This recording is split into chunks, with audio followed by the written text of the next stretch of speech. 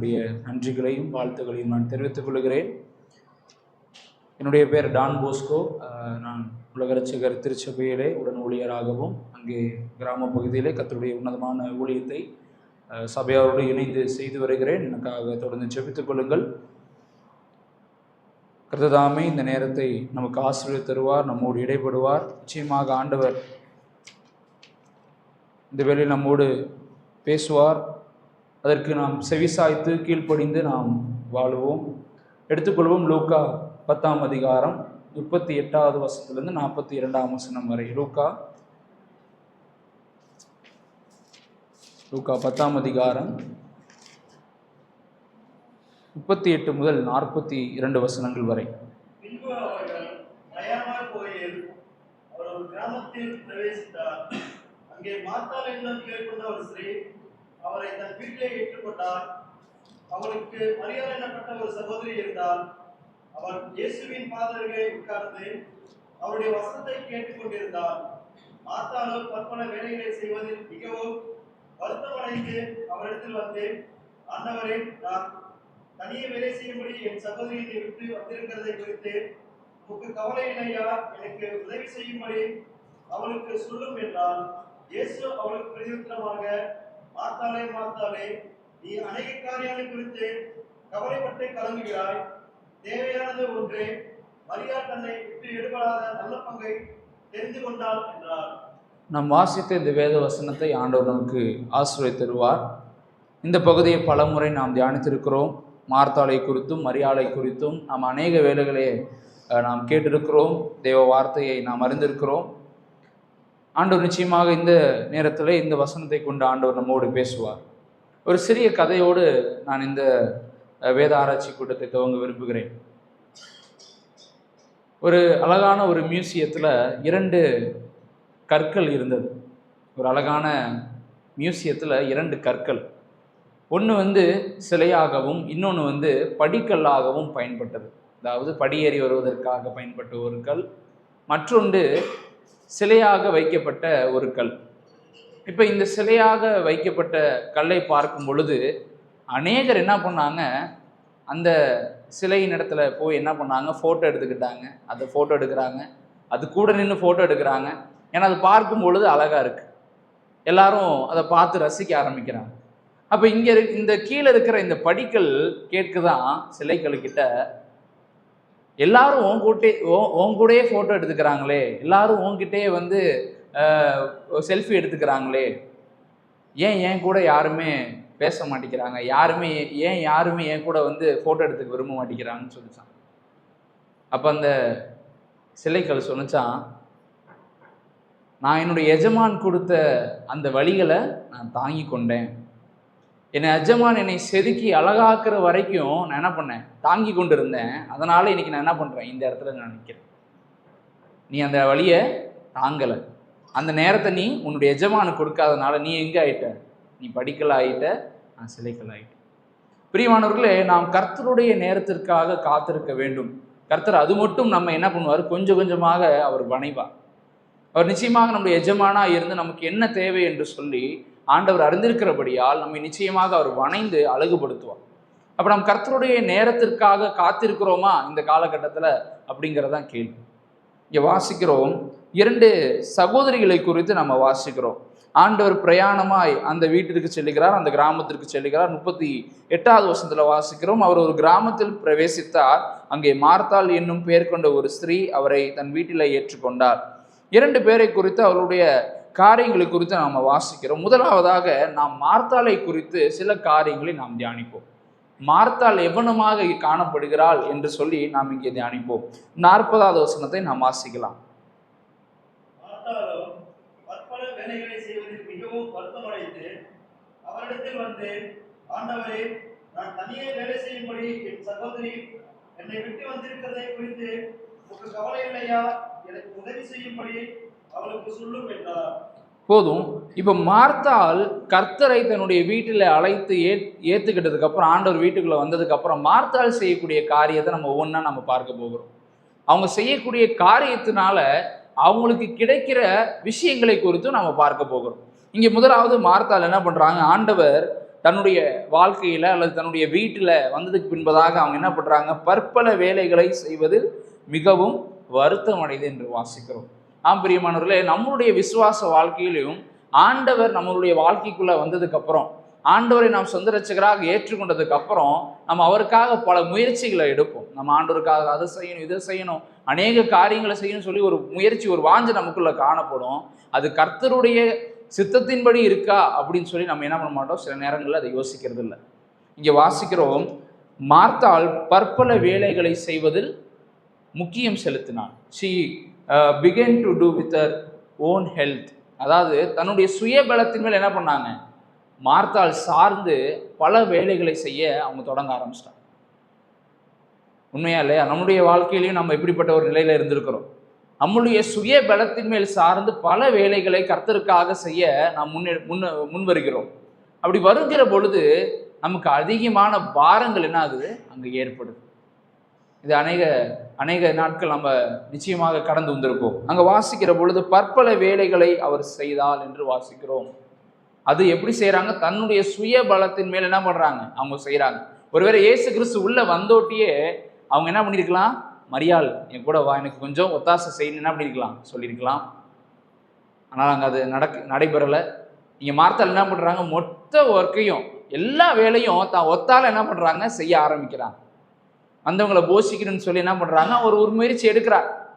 இது அவங்களுடைய சுயபலத்தின் மேல் இருந்ததுனால அவங்களுக்கு என்ன கொண்டு வந்தது, ரெண்டாவது அங்கே வாசிக்கிறோம், பற்பல வேலைகளை செய்வதில் மிகவும் வருத்தம் அடைந்து என்று வாசிக்கிறோம். முதலாவது அவங்க தன்னுடைய சுயபலத்தின் மேல சார்ந்தாங்க. அதை சார்ந்ததுனால என்ன அவங்களுக்கு ரெண்டாவதா கிடைக்குதுன்னா என்ன வருது, ஒரு வருத்தம்.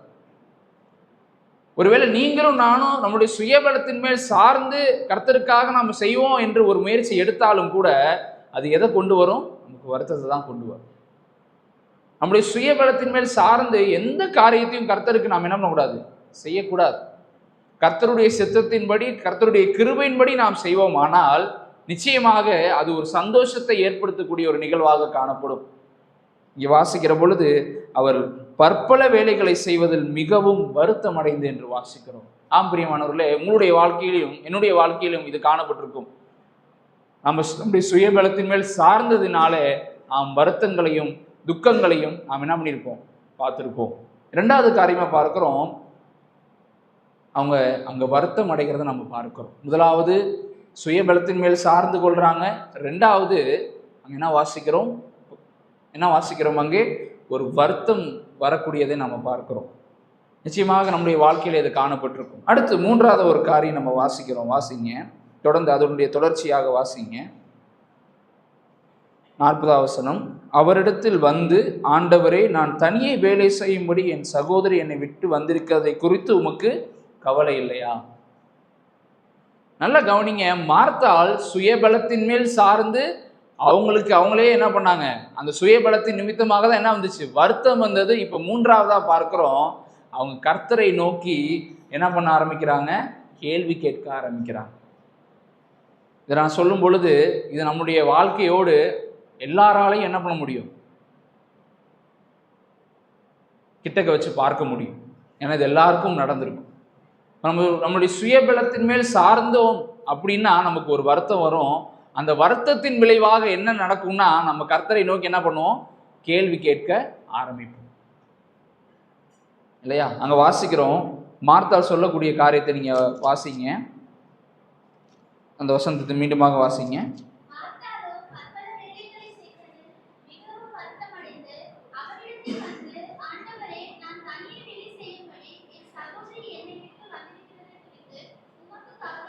அப்ப இங்க வாசிக்கிற அவங்க சொல்றாங்க, என்னுடைய சகோதரி வந்திருக்கிறதை குறித்து உமக்கு என்ன இல்லையா, கவலை இல்லையா? ஆண்டவர் கவலை இல்லாம அந்த வீட்டுக்கு வந்திருப்பாரு, ஆண்டவர் பாரம் இல்லாம அந்த வீட்டை தேடி வந்திருப்பாரு. ஒரு விஷயம் யோசிச்சு பார்ப்போமே இல்லையா? ஆண்டவர் அந்த குடும்பத்தை குறித்து தான் பாரம் இருந்திருக்கு, அதனாலதான் அந்த வீட்டுக்கு சென்றிருக்கிறார். அவங்களை விசாரிக்க தான் ஆண்டவர் அந்த வீட்டிற்கு சென்றிருக்கிறார். அவளோடு ஒரு சற்று நேரம் உறவு, ஒரு ஐக்கியம் வைப்பதற்காக ஆண்டவர் அங்கே சென்றிருக்கிறார். இங்க வாசிக்கிறோம், அங்க கேட்கிறாங்க, நான் வேலை செய்கிறேன், கவலைப்படுகிறேன், வருத்தப்படுகிறேன், அதை குறித்து உமக்கு கவலை இல்லையா? நிச்சயமாக ஆண்டவரை நோக்கி நாமும் இந்த கேள்விகளை எழுப்பியிருப்போம். ஆண்டவரே, நான் இந்த பாதைக்குள்ளாக கடந்து போய் கொண்டிருக்கிறேன், இந்த வேதனைக்குள்ளாக கடந்து போய் கொண்டிருக்கிறேன், நீங்க பார்த்துக்கிட்டு தானே இருக்கிறீங்க, உங்களுக்கு கவலை இல்லையான்னு சொல்லி நாமும் கேட்டிருப்போம். ஒரு விஷயம் யோசிச்சு பார்ப்போம். அது எப்படி தொடங்குதுன்னா, நம்மளுடைய சுயபலத்தின் மேல் சாரும் பொழுது இது எல்லாமே என்ன ஆகுது? விளைவுகளாக வந்து நிற்கிறது. அங்கே ஆண்டவரை நோக்கி ஒரு கேள்வி கேட்கிறாங்க, உமக்கு கவலை இல்லையா? நல்லா யோசிச்சு பாருங்க, ஆண்டவருக்கு நம்முடைய வாழ்க்கை குறித்து கவலை இல்லாமல் இருக்குமா? பெற்ற பிள்ளைகளுடைய வாழ்க்கை குறித்து பெற்றோருக்கு கவலை இல்லைன்னு சொல்ல முடியுமா? முடியாது. இங்கே வாசிக்கிறோம், அந்த மார்த்தாள் செய்த காரியத்தை பார்க்கிறோம். அவங்க என்ன சொல்றாங்க? உங்களுக்கு கவலை இல்லையா? எனக்கு பிரியமானவர்களே, நம்ம யோசிச்சு பார்க்கணும். இந்த மாதிரி கேள்விகள் நாம் கர்த்தரை நோக்கி கேட்டிருப்போம். ஒரு விஷயம், அது எங்க ஆரம்பிக்குது? என்னுடைய சுயபலத்தின் மேலதான் அது ஆரம்பிக்குது. நான் என்னுடைய சுயத்துல சார்ந்திருக்கும் பொழுது இதெல்லாம் ஆரம்பிக்குது. ஒருவேளை அந்த சுயபலன் இல்லாம கர்த்தரை சார்ந்து கர்த்தருடைய சித்தத்தின்படி நாம் செய்வோமானால் இந்த வருத்தம், இந்த கேள்வி எதுவுமே என்ன ஆகாது. அடுத்து 4ஆவதா ஒரு காரியம் அவங்க செய்யறாங்க, அதை வாசிங்க. உமக்கு கவலை இல்லையா என்று கேட்டதுக்கு பின்பதாக எனக்கு உதவி செய்யும்படி அவளுக்கு சொல்லும் என்றாள். என்ன போட்டிருக்கு? எனக்கு உதவி செய்யும்படி அவளுக்கு என்ன பண்ணுங்க, சொல்லுங்க. அது ஆக்சுவலா ஒரு கட்டளை வாக்கியம். அவங்க கர்த்தருக்கு என்ன பண்றாங்க? எனக்கு இது வேணும், இதை நீங்க என்ன பண்ணுங்க, செஞ்சு கொடுங்க. இல்லையா? நம்முடைய சுயபலத்தின் மேல சார்ந்தோம் அப்படின்னா நம்ம கர்த்தருக்கு பிரியமானது என்னன்னு சொல்லி என்ன பண்ணிடுவோம்? மறந்துடுவோம். அதை தேட என்ன பண்ண மாட்டோம்? முயற்சியே செய்ய மாட்டோம். இங்க வாசிக்கிற பொழுது கர்த்தர்கிட்ட அங்க இருக்கிற ஆண்டவராய் இயேசு கிறிஸ்து, உலகத்தை படைத்தவர், உலகத்தை சிருஷ்டித்தவர், அவர்கிட்ட என்ன பண்றாங்க? ஒரு கட்டளையை இந்த மகள் அங்க செய்யறதை நம்ம பார்க்கிறோம். இதெல்லாம் காரணம் என்ன? சுயபலன். நம்முடைய சுயபலத்தின் மேல் சார்ந்தோம் என்றால் கர்த்தருடைய நேரத்திற்காக நம்மளால் என்ன பண்ண முடியாது? காத்திருக்கவே முடியாது. கர்த்தருடைய நேரத்திற்காக நம்மளால் காத்திருக்கவே முடியாது. ஒருவேளை நாம் சுயபலத்தின் மேல் சார்ந்தோம்னா எந்த விஷயத்திலும் சரி நம்மளால் என்ன பண்ண முடியாது? நிலைத்திருக்க முடியாது. வேதவசனம் தெளிவாக சொல்லுகிறது. மார்த்தாள் அங்கே சுயபலத்தின் மேல் சார்ந்தால், அங்கே 2ஆவதாக என்ன வாசிச்சோம்? முதலாவது சுயபலன், 2ஆவது என்னது? ஒரு வருத்தம் அங்கே ஏற்படுகிறத பார்க்கிறோம். 3ஆவது என்ன வருது? வருத்தத்தின் விளைவாக என்ன வருது? கேள்வி. ஒரு கேள்வி அங்கே ஏற்படுகிறதுக்கு, உமக்கு கவலை இல்லையா அப்படின்னு சொல்லி ஒரு கேள்வி ஏற்படுகிறது.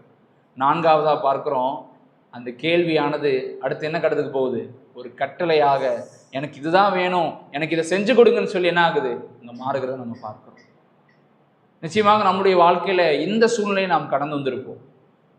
நம்முடைய சுயபலத்தின் மேல் நாம் சாரக்கூடாது. ஆண்டவர் அதில் பிரியப்படலை. நம்முடைய சுயபலத்தின் மேல் சார்ந்து எது செய்தாலும் அது நமக்கு என்னத்தை கொண்டு வரும்? வருத்தத்தை மாத்திரமே கொண்டு வரும். ஒரு சமாதானத்தையோ ஒரு சந்தோஷத்தையோ கிறிஸ்துக்குள்ளா இருக்கிற ஒரு ஐக்கியத்தையோ அது கொண்டு வராது. அப்ப மார்த்தாள் செய்தது போல நாம் என்ன பண்ணக்கூடாது? செய்யக்கூடாது. அடுத்து மரியாதை குறித்து நாம் வாசிப்போம். எடுத்துக்கொள்ளுங்க, அதே பகுதியில் வசனம் 39 வாசிப்போம்.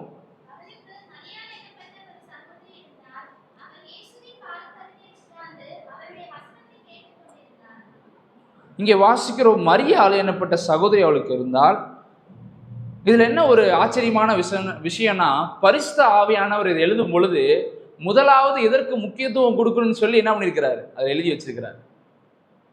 இங்க 40வது சம்பவம் தான் நடக்குது. 40வது வசனத்துல தான் முக்கியமான சம்பவம் நடக்குது. ஆனா பரிசுத்த ஆவியானவர் எது முக்கியத்துவம்னு சொல்லி முன்னாடியே அந்த வசனத்தை எழுதி வைக்கிறார். என்ன வாசிக்கிறோம்?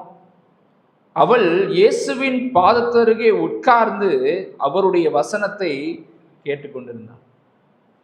இங்க இவங்களை உபசரிக்கிறது, இவங்களுக்கு போஷிக்கிறது ஒரு முக்கியமான விஷயம் கேட்டா அதுவும் முக்கியமான விஷயம். அதற்கும் மேலாக எது ரொம்ப முக்கியமான விஷயம்? கர்த்தருடைய வார்த்தை. ஒருவேளை நீங்களும் நானும் கர்த்தருடைய நேரத்திற்காக காத்திருக்கணும், கர்த்தருடைய வாழ்க்கையில ஒரு அருமையான நேரத்தை கொண்டு வருவாரு, அவருடைய வாழ்க்கையில பெரிய கிரியைகளை செய்வாரு, என்னை கொண்டு ஒரு காரியத்தை செய்வாரு அப்படின்னு நம்ம காத்திருப்போம். ஆனால் நாம் அவருடைய வார்த்தையை சார்ந்தவர்களாக, அவருடைய வார்த்தையை பிடித்தவர்களாக நாம் சார்ந்திருந்து நாம் இருப்போமானால் நிச்சயமாக ஆண்டவர் என்ன பண்ணுவார்? நம்மை ஆசீர்வதிப்பார். அவருடைய வார்த்தையை பிடிக்காம வாழுகிறோம் அப்படின்னா, சுயபலத்தின் மேல் வாழுகிறோம் அப்படின்னா எந்த ஒரு ஆசீர்வாதமும் நமக்கு கிடைக்காது. இங்கே வாசிக்கிறோம், மரியாள் செய்த காரியத்தை பார்க்கிறோம். கர்த்தருடைய சமூகத்தில் உட்கார்ந்து அவருடைய வசனத்தை கேட்டுக்கொண்டு. ஒரு விஷயம் யோசிச்சு பார்ப்போமே, அந்த நேரத்தில் இன்னைக்கு இருக்கிற மாதிரி யூடியூப்ல பைபிள் கமெண்ட்ரி ஆப்ஸ் கிடையாது, பைபிள் கையில் கிடையாது. ஆண்டவர் வருகிற பொழுது தான் அவருடைய வார்த்தையை கேட்க முடியும். தேவன் இந்த உலகத்தை படைத்த கர்த்தர் அவங்க வீட்டுக்கு வரும்பொழுது அந்த வார்த்தையை கேட்க முடியும். அது ஒரு ஒன் டைம் ஆப்பர்ச்சுனிட்டியா இருக்கலாம் அவங்களுக்கு. இப்போ அந்த நேரத்தை மரியாள் என்ன பண்றாங்க, பிரயோஜனப்படுத்திக்கிறாங்க. ஏன்னா கர்த்தருடைய வார்த்தையை கேட்டு வாழுகிற பிள்ளைகள் நிச்சயமாக என்ன பண்ண முடியும், இந்த வாழ்க்கையை அவர்களால் என்ன பண்ண முடியும், கடந்து செல்ல முடியும், வாழ முடியும். அதுதான் உண்மை. மார்த்தாளை போல சுயபலன்ல நம்ம வாழணும்னு நினைச்சோம்னா எந்த ஒரு காரியமும் நமக்கு கிடைக்காது. நாம் இந்த காரியத்தை புரிஞ்சுக்கொள்ளணும். மரியாளும் மார்த்தாளும் ரெண்டு காரியங்களும் முக்கியம்தான். ஒரு வீட்டுக்கு வராங்கன்னா அவங்களை உபசரிப்பது முக்கியம்தான். அதே சமயம் நமக்கு எதற்கு முக்கியத்துவம் கொடுக்கணும், கர்த்தருடைய வார்த்தைக்கு தான் நம்ம என்ன பண்ணணும், முக்கியத்துவம் கொடுக்கணும். அதே வசனத்தில் வாசிக்கிறோம், 42வது வசனத்தில் வாசிக்கிறோம், தேவையானது ஒன்றே, மரியாள் தன்னை விட்டெடுபடாத நல்ல பங்கை தெரிந்து கொண்டார். ஆண்டவருடைய வசனம் நம்ம கிட்ட இருக்கும் பொழுது யாராலும் என்ன பண்ண முடியாது, அதை எடுத்துக்கொள்ள இயலாது, அதை பறித்து கொள்ள இயலாது. ஒரு அருமையான வார்த்தையை வாசிக்கிறோம். இதுல என்ன ஒரு ஆச்சரியமான விஷயம்னு நல்லா கவனிங்க. மார்த்தாள் மரியாளை குறித்து அங்க கம்ப்ளைண்ட் பண்ணிட்டு இருக்கிறாங்க, கர்த்தருடைய சமூகத்துல அங்க சொல்லிக்கிட்டு இருக்கிறாங்க. இதுல என்ன பெரிய விஷயம்னா, மரியாள் அங்க ஒரு வார்த்தை கூட பேசல. மரியாள் அங்க ஒரு வார்த்தை கூட பேசல. அங்க பார்க்கிறோம் 41வது வசனத்துல, இயேசு அவளுக்கு பிரதியுத்தரமாக, மார்த்தாள் இவ்வளோ காரியங்களை சொல்றா. ஆண்டவரே, நான் வருத்தத்தோடு இருக்கிறேன், ஆண்டவரே என்னை குறித்து உங்களுக்கு கவலை இல்லையா? அதே போல என்னுடைய சகோதரிக்கு என்ன பண்ணுங்க, நீங்க சொல்லுங்க, அவளை எனக்கு வந்து வேலை செய்யணும், நீங்க சொல்லுங்க. இப்படி பல காரியங்களை குறித்து மார்த்தாள் அங்கே எடுத்து வைக்கும் பொழுது கூட மரியாள் அங்க பேசல. மரியாளுக்கு பதிலாக யாரு பேசுறா? இயேசுவானவர் பேசுகிறார். அங்க என்ன வாசிக்கிறோம்? மார்த்தாளே மார்த்தாளே, நீ அநேக காரியங்களை குறித்து கவலைப்பட்டு கலங்குகிறாய். ஒருவேளை நாம் கர்த்தருடைய வார்த்தைக்கு முக்கியம் கொடுப்பவர்களாக, கர்த்தருடைய வார்த்தையை சார்ந்து செய்பவர்களாக இருந்தோம் என்றால், கர்த்தர் நமக்காக ஒரு வழியை ஏற்படுத்துவார், கர்த்தர் நமக்காக பரிந்து பேசுவார், கர்த்தர் நமக்காக அவருடைய பிள்ளைகளிடத்திலே அநேக காரியங்களை பேசுவார், நமக்கு ஒரு வழிவாசலை ஏற்படுத்துவார். ஏன்னா நாம் கர்த்தருடைய வார்த்தையை பிடித்து கொண்டு என்ன பண்ணிருக்கிறோம், காத்து கொண்டு இருக்கிறோம். ஒருவேளை அடிக்கடி எங்க அம்மா ஒரு வார்த்தை என்ற சொல்லுவாங்க, பொறுமை கடலினும் பெரிது, பொறுமை கடலினும் பெரிது. அப்ப நம்ம எந்த அளவு பொறுமையாக கர்த்தருடைய நேரத்திற்காக காத்திருக்கிறோம் இல்லையா? இங்க கர்த்தருடைய நேரத்திற்காக நம்ம காத்திருக்கணும்னா முதலாவது விட வேண்டிய ஒரே விஷயம் சுயபலன். முதலாவது ஒரு விஷயம் சுயபலன். கர்த்தருடைய நேரத்திற்காக என்னால இன்னும் காத்திருக்கணும், எனக்கு அது தேவை அப்படின்னு நினைச்சோம்னா நம்ம பிடித்துக் கொள்ள வேண்டிய விஷயம் கர்த்தருடைய வசனம். இங்கே மரியாள் செய்த காரியத்தை நம்ம பார்க்கிறோம். அது நல்ல பங்கு, அது தேவன் தெரிந்து கொண்ட ஒரு பங்கு. தேவன் அந்த பங்கை விரும்புகிறார். அப்ப நாமளும் அந்த பங்கை என்ன பண்ணணும், விரும்பணும். எனக்கு அநேக வேலைகள் இருக்கலாம், அநேக காரியங்கள் இருக்கலாம், அநேக காரியங்கள் எனக்கு முன்பதாக இருக்கலாம். ஆனா கர்த்தருடைய வசனத்துக்கு நான் என்ன பண்றேன், என்னுடைய ஃபர்ஸ்ட் ப்ரையாரிட்டி, என்னுடைய முதல் காரியத்தை நான் என்ன பண்றேன், கர்த்தருடைய சமூகத்தில் உட்காந்து ஆரம்பிக்க விரும்புகிறேன். இப்படி நம்ம எத்தனை நாள் நம்ம தீர்மானம் எடுத்திருப்போம், இப்படி எத்தனை நாள் நம்ம கர்த்தருடைய வார்த்தைக்கு நம்ம முக்கியத்துவம் கொடுத்துருப்போம் இல்லையா? நாம் மாத்தாளை போல அல்லாமல் மரியாளை போல கர்த்தருடைய சமூகத்திலே நாம் அமர்ந்து அவருடைய வசனத்தை கேட்டு அவருடைய சிறந்த சரியான நேரத்திற்காக நாம் என்ன பண்ணணும், காத்திருக்க வேண்டும். சில வசனங்களை பழைய ஏற்பாட்டில இருந்து நாம் வாசிக்கலாம். இப்படியாக நான் சொல்ல விரும்புகிறேன், God's timing is the best timeline. கர்த்தரின் நேரம்தான் நமது வாழ்க்கையின் மிக சிறந்த நேரம். நீங்க நிச்சயமாக அதை உணர்வீங்க. கர்த்தருடைய வார்த்தையை பிடித்து கொண்டு நீங்க காத்திருக்கிறீங்க அப்படின்னா நிச்சயமாக அந்த நேரத்தை என்ன பண்ணுவீங்க, நீங்க பார்ப்பீங்க. அந்த நேரத்தை பார்க்கும் பொழுது எப்படி அந்த சிலைகள் சந்தோஷப்பட்டதோ, நான் பொறுமையாக இருந்து இப்ப அநேகரால பார்க்கப்படுகிறேன், அநேகரால பேசப்படுகிறேன், அந்த சிலைகள் சொன்னது போல நாம் பொறுமையாக இருந்து கர்த்தருடைய வார்த்தையை பிடித்து கொண்டு காத்திருப்போமானால், சுயபலத்தின் மேல் சாராமல் வாழ்ந்திருப்போமானால் நிச்சயமாக நாமும் ஒரு நாள் கர்த்தருக்காக அநேகருக்கு சாட்சிகளாக கர்த்தர் நம்ம என்ன பண்ணுவார், ஏற்படுத்துவார். பழைய ஏற்பாட்டில் சில வசனங்களை நம்ம வாசிக்கலாம். கர்த்தருடைய நேரத்திற்காக காத்திருந்த தேவ பிள்ளைகள். நான் இப்போ சொன்ன காரியம் என்னன்னா, கர்த்தருடைய நேரத்திற்காக நம்ம காத்திருக்கணும். அது எப்படி காத்திருக்கணும்? கர்த்தருடைய வார்த்தையை பிடிச்சு மட்டும் காத்திருக்கணும். ரெண்டாவது, சுயபலத்தின் மேல சாராம என்ன பண்ணணும்? காத்திருக்கணும். 2 காரியங்கள். இப்ப இந்த தேவ பிள்ளைகள் அப்படி இருந்தாங்களான்னு சொல்லி நம்ம வாசிக்க போறோம். வாசிக்கலாமா? ஆதியாகமம் 12ஆம் அதிகாரம் 4வது வசனம். ஆதியாகமம் 12ஆம் அதிகாரம் 4ஆம் வசனம்.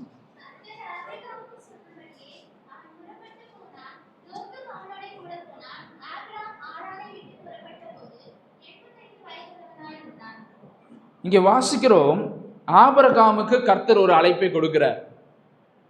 இந்த உலகத்தை படைத்த, இந்த உலகத்தை சிருஷ்டித்த கர்த்தர் ஆபிரகாமை தன்னுடைய தனியாக அந்த தேசத்திலிருந்து பிரித்து எடுக்கிறார். ஒரு அழைப்பை ஆண்டவர் கொடுக்கிறார்.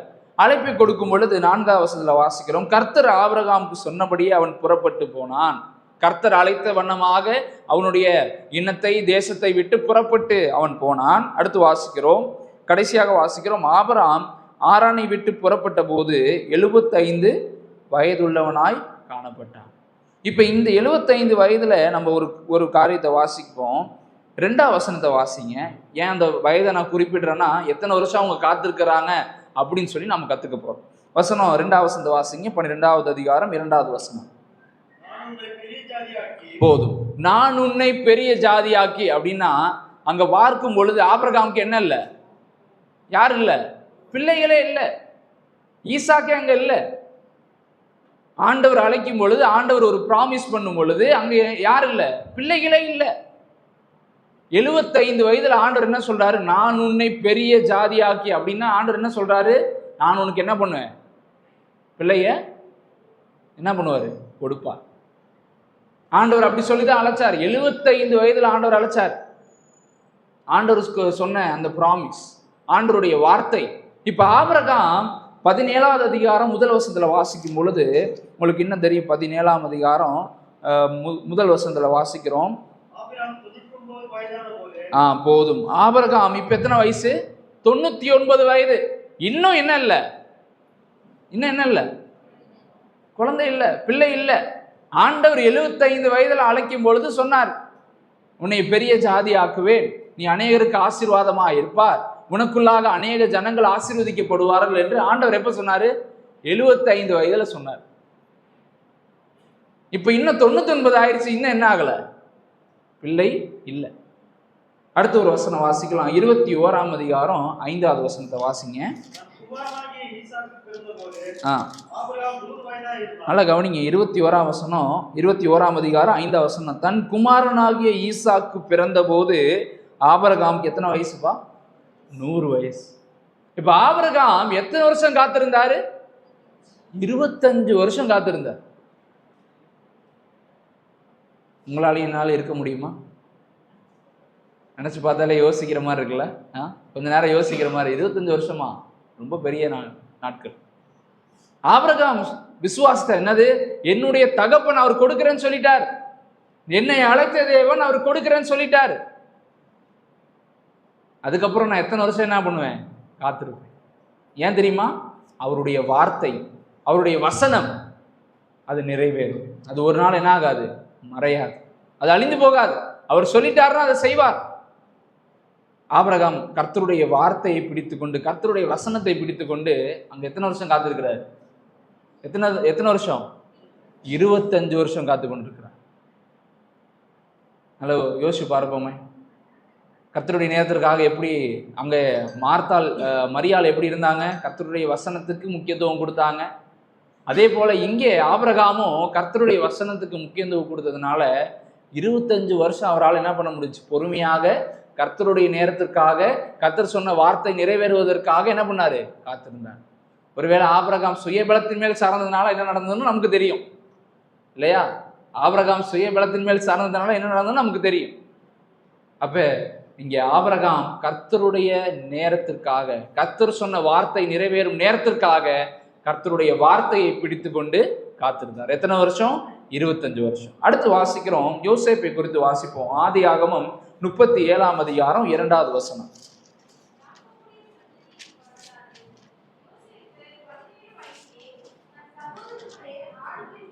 போதும். இப்ப என்ன வாசிக்கிறோம்? யோசேப்பு 17 வயதிலே தன் சகோதரருடனே என்று வாசிக்கிறோம். இப்ப யோசேப்புக்கு இங்க எத்தனை வயசு ஆகுது?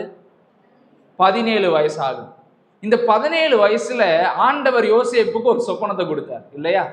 அந்த சொப்பனத்தை தன்னுடைய சகோதரர்களுக்கு சொல்லும் பொழுது அவங்களுக்கு என்ன ஆயிடுச்சு? வெறுப்பு உண்டாயிடுச்சு. அதன் விளைவாக என்ன பண்ணாங்க? யோசேப்பு என்ன பண்ணாங்க? அடித்து குழியில தள்ளி அவனை விற்று போட்டார்கள். யோசேப்பு எங்க போயிருந்தார்? எகிப்துல அங்க அடிமையாக இருந்தார். இப்ப அந்த சொப்பனத்துல ஆண்டவர் சொன்னது என்ன? என்ன சொன்னாரு? உன்னுடைய சகோதரர்கள் என்ன பண்ணுவாங்க? உன்னை சேவிப்பார்கள். எத்தனாவது வயசுல ஆண்டவர் சொன்னாரு? 17வது வயசு. ஆண்டவர் எப்ப நிறைவேற்றுறாருன்னு சொல்லி பார்ப்போமா? வாசிக்கலாம். 41ஆம் அதிகாரம் 46வது வசனம். ஆதியாகமம் 41ஆம் அதிகாரம் 46வது வசனம்.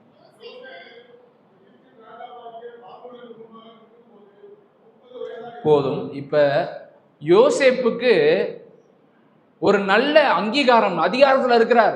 தன்னுடைய சகோதரர்கள் அவரு கீழே இருக்கிறாங்க, அவருக்கு வணங்குறாங்க. அப்ப இருக்கும் பொழுது இவருக்கு எத்தனை வயசு ஆகுதுன்னு வாசிக்கிறோம்?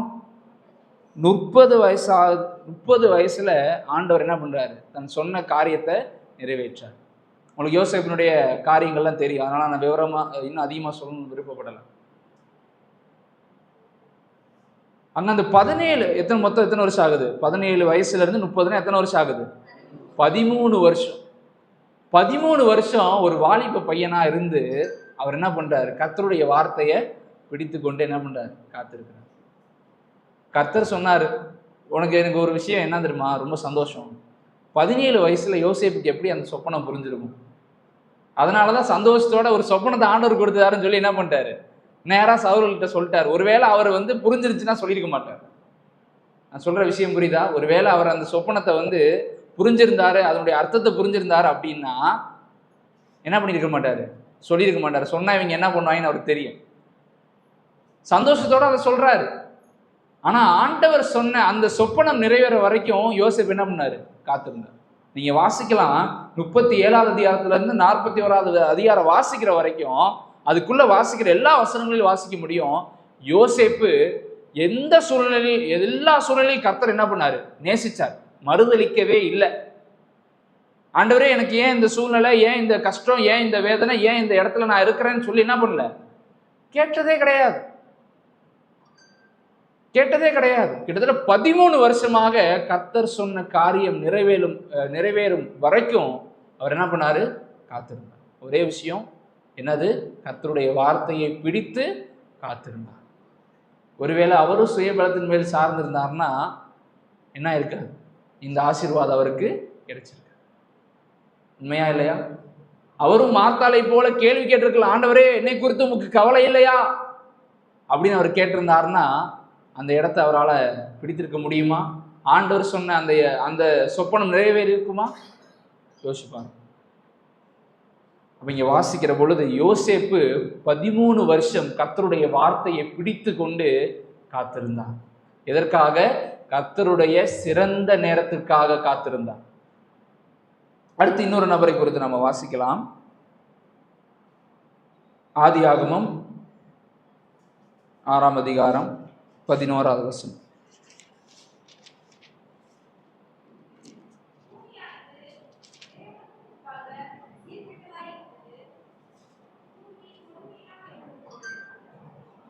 ஆறாம் அதிகாரம் 11வது வசனம்.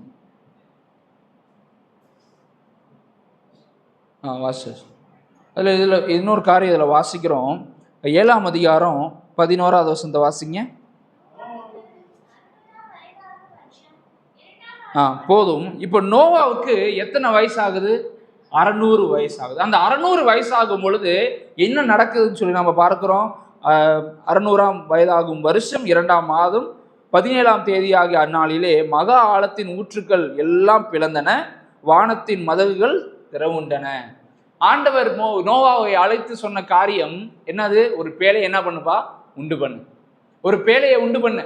அந்த பேழையில நான் சொல்ற காரியங்கள் எல்லாவற்றையும் செய். இப்ப ஆண்டவர் இந்த காரியத்தை எப்ப தெரியுமா நோவாவுக்கு சொன்னாரு? கிட்டத்தட்ட நோவாவுக்கு 500 வயதா இருக்கும் பொழுதுதான் என்ன பண்ணாரு? இந்த காரியத்தை சொன்னார். இப்ப இந்த காரியம் எப்ப நிறைவேறுது? நோவாவுக்கு எத்தனை வயசு இருக்கும்போது நிறைவேறுது? 600 வயசு இருக்கும்போது. கிட்டத்தட்ட 100 வருஷம் நோவா என்ன பண்ணிருக்கிறாரு? காத்திருக்கிறார். எதற்காக? தான் பார்க்காத, தான் அதாவது தான் தன்னுடைய வாழ்க்கையில பார்த்ததே இல்லாத ஒரு மலைக்காக என்ன பண்ணிருக்கிறார்? காத்து கொண்டு இருக்கிறார்.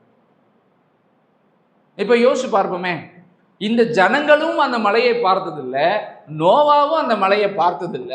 இப்போ நோவா அந்த பேழையை கட்ட தொடங்குறாரு. நோவா என்ன பண்றாரு? பேழையை கட்ட தொடங்குறாரு. கர்த்தருடைய வார்த்தை, கர்த்தர் சொல்லிட்டாரு, அதனால என்ன பண்றேன்? பேழையை கட்ட தொடங்குறேன். இப்போ நோவா கிட்ட எப்படியும் சிலர் என்ன பண்ணியிருப்பாங்க? வேலை பார்த்துருப்பாங்க. முதல்ல ஒரு 40 வருஷம் அந்த பேழையை கட்டுறான்னு நம்ம வச்சுக்கோம். ஒரு 50 வருஷத்துக்குள்ள கட்டுறான்னு வச்சுக்கோம். அவங்களும் என்ன பண்றாங்க? கொஞ்சம் கொஞ்சமா அந்த பேழையை கட்டிக்கிட்டே வராங்க. இப்போ இந்த ஊர் ஜனங்கள் இவர் என்ன பண்றாங்க? கேலி பண்றாங்க.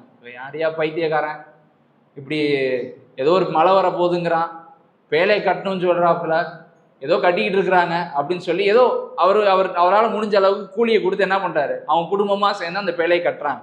இப்போ 50 வருஷத்துல ஒரு தோராயமா, இதெல்லாம் வந்து தம்பி கணக்குல இருக்கானா? கிடையாது. தோராயமா நம்ம ஒரு கற்பனையா நம்ம யோசிக்கிறோம். ஒரு 50-60 வருஷத்துல அந்த பேழையை கட்டி நிப்பாட்டிட்டார். பேழை நிக்குது.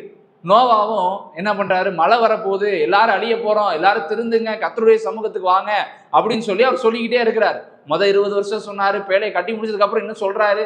அப்ப அங்க வேலை பார்க்குறவங்க, அந்த ஊர் மக்கள், நீ சொல்ல ஆரம்பிச்சு 60 வருஷம் ஆச்சு, நீ சொல்ல ஆரம்பிச்சு 60 வருஷம் ஆச்சு, இன்னும் மழையும் காணா, நீ சொன்ன கர்த்தரையும் காணா, கர்த்தர் சொன்ன அந்த ஜலத்தையும் காணா. கேட்டிருப்பாங்களா இல்லையா? கேட்டிருப்பாங்களா இல்லையா? நோவா பொறுமை காத்தார். நோவா பொறுமை காத்தார். 99வது வருஷமும் வந்துருச்சு. இன்னமும் அங்க வாழக்கூடியவர்கள் என்ன பண்ணுவாங்க? நீ இன்னும் மழை வரும்னு நம்பிக்கிட்டு இருக்கிறியா? நீ யாரை கேட்டு இதை கட்டின? பைத்தியக்காரத்தனமா இருக்குது அப்படின்னு சொல்லி என்ன பண்ணியிருப்பாங்க? நிச்சயமா கிண்டல் பண்ணியிருப்பாங்க, நிச்சயமா கேள்வி கேட்டிருப்பாங்க. ஆனா நோவா என்ன பண்ணல? எதுவுமே பேசல. மழை வரப்போகுது, எல்லாரும் அழிய போறோம், கர்த்தரை நேசிக்கக்கூடியவர்கள் உங்க பாவத்தெல்லாம் விட்டுட்டு இந்த பேழைக்குள்ள வாங்கன்னு சொல்லி மீண்டுமாக நோவா என்ன பண்ணாரு? 100 வருஷமாக அந்த நற்செய்தி என்ன பண்ணாரு? அறிவிச்சுக்கிட்டே இருந்தார். 100 வருஷமா 100 வருஷமா அறிவிக்கிறார். யாருமே செவிசாய்க்கல.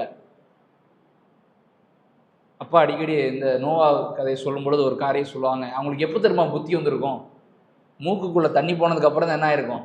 புத்தி வந்திருக்கும். அங்க ஒரு வயசானவர் இருந்தாரே, ஒரு கிழவடி இருந்தாரே, அவர் இப்படி சொன்னாரே, நம்ம கேட்காம போயிட்டோமே அப்படின்னு எப்போ ஞாபகம் வந்திருக்கும்? மூக்குக்குள்ள தண்ணி போனப்பதான் ஞாபகம் வந்திருக்கும். அப்ப நோவா 100 வருஷம் என்ன பண்ணாரு? கர்த்தருடைய வார்த்தையை பிடித்து கொண்டு காத்திருந்தார். கர்த்தர் சொன்னார், ஜலம் வரும், மழை வரும், இந்த ஜனங்களை அழிப்பேன்னு சொல்லி கர்த்தர் சொன்னார், அது நடக்கும் அப்படின்னு சொல்லி யாரு விசுவாசிச்சா? நோவா விசுவாசித்து பொறுமையோடு கர்த்தருடைய நேரத்திற்காக காத்திருந்தார். ஒருவேளை அவர் சுயபலத்தின் மேல் சார்ந்திருந்தா, நீங்க வரவும் மாட்டீங்க, அனுப்பவும் மாட்டீங்க, நான் இதை விட்டுட்டு போறேன்னு சொல்லி என்ன பண்ணியிருப்பாரு? நோவா போயிருப்பார். இந்த ஜனங்கள் என்னை பரியாசம் பண்றாங்க, நீங்க அதை குறித்து உங்களுக்கு கவலை இல்லைன்னு சொல்லி என்ன பண்ணிருப்பாங்க? கேட்டிருப்பாங்க. ஆனா நோவா என்ன பண்ணல? நோவா கேட்கல.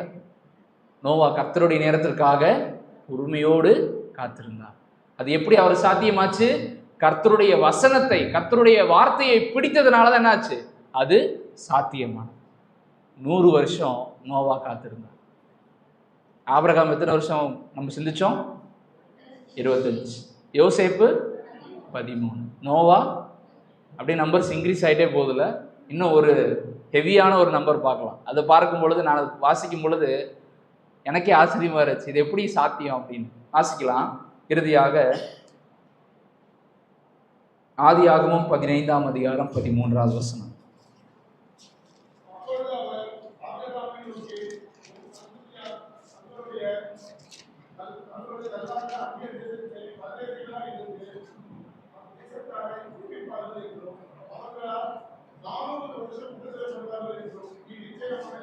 இப்ப ஆண்டவர் ஆபிரகாமோடு இடைப்படும் பொழுது அவர் சொல்லக்கூடிய காரியம், உன்னுடைய சந்ததி, உன்னுடைய ஜனம் எத்தனை வருஷம் பாடுபட போறாங்க? 400 வருஷம். இப்ப இந்த 400 வருஷம் யூதருடைய பண்பாடு, கலாச்சாரம் நமக்கு தெரியும். அவங்களுடைய பிள்ளைகளுக்கு என்ன பண்ணுவாங்க? எல்லாவற்றையும் என்ன பண்ணுவாங்க? சொல்லிக்கொண்டே வருவாங்க, கற்றுக் கொடுப்பாங்க. என்ன நடந்தது, பூர்வத்தில் என்ன நடந்தது என்ன பண்ணுவாங்க? சொல்லிடுவாங்க. இப்ப இந்த ஜனங்கள் எங்க இருக்கிறாங்க? எகிப்துல இருக்கிறாங்க. ஆண்டவர் முன்குறிச்சிட்டாரு. எத்தனை வருஷம்? 400 வருஷம். 400 வருஷம் கழிச்சுதான் அவங்களுக்கு கொடுக்க வேண்டிய அந்த தேசத்தை நான் என்ன பண்ணுவேன்? அவங்களுக்கு கொடுப்பேன். அது வரைக்கும் அவங்க அங்கதான் இருப்பாங்க. இப்ப இந்த ஜனங்கள் கர்த்தருடைய வார்த்தைக்காக என்ன பண்ணாங்க? காத்து கொண்டிருந்தாங்க. 400 வருஷம் கழிச்சு என்ன பண்ணுவாங்க? ஆண்டவர் நம்ம என்ன பண்ணுவாரு? விடுவிப்பார். ஆண்டவர் நம்ம என்ன பண்ணுவாரு? விடுவிப்பார். ஏன்? நம்மளுடைய முன்னோர்களுக்கு ஆண்டவர் என்ன பண்ணியிருக்கிறாரு? சொல்லி இருக்கிறார். நம்முடைய பிதாக்களுக்கு ஆண்டவர் என்ன பண்ணியிருக்கிறார்? சொல்லி இருக்கிறார். 400 வருஷம் கழிச்சு நம்ம மீட்டெடுக்க ஆண்டவர் யாரையாவது அனுப்புவார். ஆண்டவர் ஒரு வழிவாசலை ஏற்படுத்துவார்னு சொல்லி ஆண்டவர் சொல்லியிருக்கிறார். அது நிச்சயமாக நிறைவேறும். அப்ப இந்த ஜனங்கள் 400 வருஷமா என்ன பண்றாங்க? காத்து கொண்டு இருக்கிறாங்க. கர்த்தருடைய வார்த்தையை என்ன பண்ணாங்க? அவங்க பிடித்திருந்தாங்க. அதே போல 400 வருஷம் கழிச்சு அவங்களுக்கு ஒரு விடுதலை ஆண்டவர் என்ன பண்ணார்? கட்டளையிட்டார். மோசேயை கொண்டு ஆண்டவர் அந்த விடுதலை என்ன பண்ணாரு? ஏற்படுத்தினார். 400 வருஷம், 13 வருஷம், 25 வருஷம், 100 வருஷம், இப்ப எத்தனை வருஷம்? 400 வருஷம். நம்ம 400 வருஷம் வாழ போறது இல்லை, அது எல்லாருக்கும் தெரியும் இல்லையா? நம்ம 400 வருஷம் வாழ போறது இல்லை. இருக்கக்கூடிய நாட்கள்ல கர்த்தருடைய வார்த்தையை பிடித்து கொண்டு நம்ம காத்திருப்போமானால், பொறுமையோடு கர்த்தருடைய நேரத்திற்காக நாம் காத்திருப்போமானால், நிச்சயமாக ஆண்டவர் நம்முடைய வாழ்க்கையை மேம்படுத்துவார், நம்மை பலப்படுத்துவார், நமக்கு ஒரு சமாதானத்தை ஆண்டவர் கொடுப்பார். ஒருவேளை நம்ம சுயபலத்தின் மேல் சார்வோமானால், நமக்கு ஏற்படக்கூடிய வருத்தத்திற்கு, நமக்குள்ளாக ஏற்படக்கூடிய அந்த கேள்விக்கு, கர்த்தரை நோக்கி போடுகிற கட்டளைக்கு யார் காரணம்? நீங்களும் நானும் தான் காரணம். வேற யாருமே அதற்கு காரணம் அல்ல. கர்த்தர் காரணம் அல்ல. நம்முடைய சுயபலத்தின் மேல் சார்ந்து நாம் செய்கிறதற்கு நாம் மட்டுமே பொறுப்பு. எனவே நாம் சிந்தித்த வண்ணமாக கர்த்தருடைய நேரத்திற்காக என்ன பண்ணுங்க? காத்திரு. மரியாள் எப்படி கர்த்தருடைய வார்த்தை தான் எனக்கு முக்கியம் சொல்லி முக்கியத்துவம் கொடுத்தாங்களோ, ஆபிரகாம், யோசேப்பு, அதே போல நோவா, தாவீதும் கூட, இப்படி அநேகரை நாம் சொல்லிக் கொண்டே போகலாம். கர்த்தருடைய வார்த்தையை பிடித்து கொண்டு காத்திருந்த அவர்களுக்கு கர்த்தர் சரியான நேரத்தை என்ன பண்ணார்? கொடுத்தார். கர்த்தர் சொன்ன வார்த்தையை அவர் நிறைவேற்றினார். கர்த்தர் அவர்களை ஆசீர்வதித்தார். எனக்கு பிரியமானவர்களை, நாம் யோசிச்சு பார்க்கணும். நாம் சுயபலத்தின் மேல் சார்ந்து பிரயாசப்படுகிறோமா, அல்லது கர்த்தருடைய வார்த்தையை பிடித்து கொண்டு பிரயாசப்படுகிறோமா? சுயபலத்தின் மேல் சார்ந்து வாழுகிறோமா, அல்லது கர்த்தருடைய வார்த்தையை பிடித்து கொண்டு வாழ்ந்து கொண்டிருக்கிறோமா? ஒரு விஷயமாக நாம் யோசிப்போம். அப்படி யோசிப்போம், அப்படி சிந்திப்போம், ஆனால் நிச்சயமாக கர்த்தர் நம்மோடு இடைப்படுவார். நம்முடைய காரியங்களை கர்த்தர் மாற்றுவார். கடைசியாக ஒரு சிறிய கதையோடு நான் நிறைவு செய்ய விரும்புகிறேன். ஒரு சிறிய பையன் இந்த கதையை சொன்னான். நான் இந்த யூடியூப்ல நான் பார்த்தேன். ஒரு கடலில், ஒரு ஐஸ்லாண்ட், ஒரு தனி கடல்ல ஒருவர் மாட்டிக்கொண்டார். அவர் கர்த்தரை நோக்கி ஜெபிக்கிறார். God please help me, please send someone, யாரையாவது அனுப்புங்க, என்னை காப்பாத்துங்க அப்படின்னு சொல்லி என்ன பண்றாரு? கேட்கிறார். நீங்க என்னை காப்பாத்துங்கன்னு சொல்லி என்ன பண்றாரு? கேட்கிறார். இப்ப அந்த வழியாக முதல்ல ஒரு படகு வந்துச்சு. என்னாச்சு? முதல்ல ஒரு படகு வந்துச்சு. அந்த படகு வந்தொட்டி இந்த நபர் என்ன சொன்னார்? கடவுள் எனக்கு வழியை ஏற்படுத்துவார், கடவுள் எனக்கு ஆட்களை அனுப்புவார், நீங்க போங்க, ஆண்டவர் எனக்கு உதவி செய்வார் அப்படின்னு சொல்லி இந்த நபர் சொன்னார். அந்த படகுக்காரன் போயிட்டான். இப்ப 2வது படகும் வருது. இப்ப 2வது படகு வரவும், ஏன் வாயாக நீ காப்பாத்துறோம், வந்து போயிரு அப்படின்னு சொல்லும் பொழுது இந்த நபர் சொல்றாரு, கடவுள் எனக்கு ஒரு வழியை வச்சிருக்கிறார், கடவுள் எனக்கு ஒரு வழியை வச்சிருக்கிறார் அப்படின்னு சொல்லிட்டு 2வது படகுக்காரன் என்ன பண்ணிடுவாரு? அனுப்பிச்சிருவாரு. இப்ப இவர் திரும்பி போய் கடவுள்கிட்ட கேட்பாரு, ஆண்டவரே நான் உங்கள்கிட்ட கேட்டுக்கிட்டே இருக்கிறேனே, எனக்கு வழியே கிடையாதா, நான் இங்கிருந்து தப்பிக்கவே முடியாதா? ஆண்டவர் சொல்லுவாரு, உனக்குள்ள ஏதாவது இருக்குதா? நான் 2 படகு என்ன பண்ணேன்? உனக்காக அமுச்சு வச்சேன். 2 படகு சும்மா வரல, அதுல ஆள் போட்டு வேற அமுச்சு வச்சேன். 2 படகு உனக்கு அமுச்சு வச்சேன். நான் அனுப்புனது உனக்கு தெரியலையா, புரியலையா? உண்மையிலேயே ஆண்டவர் நம்ம காத்திருக்கும் பொழுது ஆண்டவர் வழிவாசலை ஏற்படுத்துறாரு. ஆனா நம்ம என்ன பண்றதில்ல? புரிஞ்சுக்கிறது இல்லை. அதான் உண்மை. ஆண்டவர் ஏற்படுத்துகிற வழிகளை, அவர் நம்மை கொண்டு போகிற அந்த பாதைகளை நம்ம என்ன பண்றதில்ல? புரிஞ்சுக்கிறது இல்லை. ஒருவேளை நம்ம புரிஞ்சுக்கிட்டோம் அப்படின்னா இந்த நபர் போல என்ன பண்ண மாட்டோம்? செய்ய மாட்டோம். அந்த படகுல ஏறி என்ன ஆயிரும்? இப்ப இந்த நபரும் அதே தான் செஞ்சார். மீண்டுமாக என்ன பண்ணாரு? கர்த்தர் எனக்கு உதவி பண்ணுவார். கர்த்தர் அனுப்புன ஆட்களை அவர் என்ன பண்றாரு? உதறி தள்ளிட்டு, கர்த்தர் எனக்கு உதவி செய்யலன்னு சொல்லி என்ன பண்றாரு? கவலைப்பட்டு அங்க வருத்தத்தோடு உட்கார்ந்துருக்கிறார். நம்ம அப்படி இருக்கக்கூடாது. கர்த்தர் நமக்கு நமக்கு உதவி செய்கிற அநேக வழிகளை அவர் ஏற்படுத்துகிறார். அப்போ அந்த வழிகளை நம்ம என்ன பண்ணணும், புரிஞ்சுக்கணும்.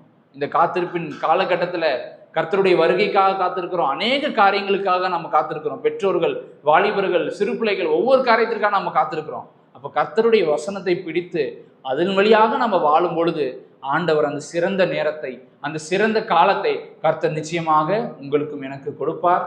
கேட்ட வசனத்தின்படியாக நாம் வாழ்வோம். கர்த்ததாமே வாழ்வதற்கு, வளர்வதற்கு நமக்கு உதவி செய்வார். கர்த்தருடைய நாமம் இன்றும் என்றும் மகிமைப்படுவதாக. ஆமென்.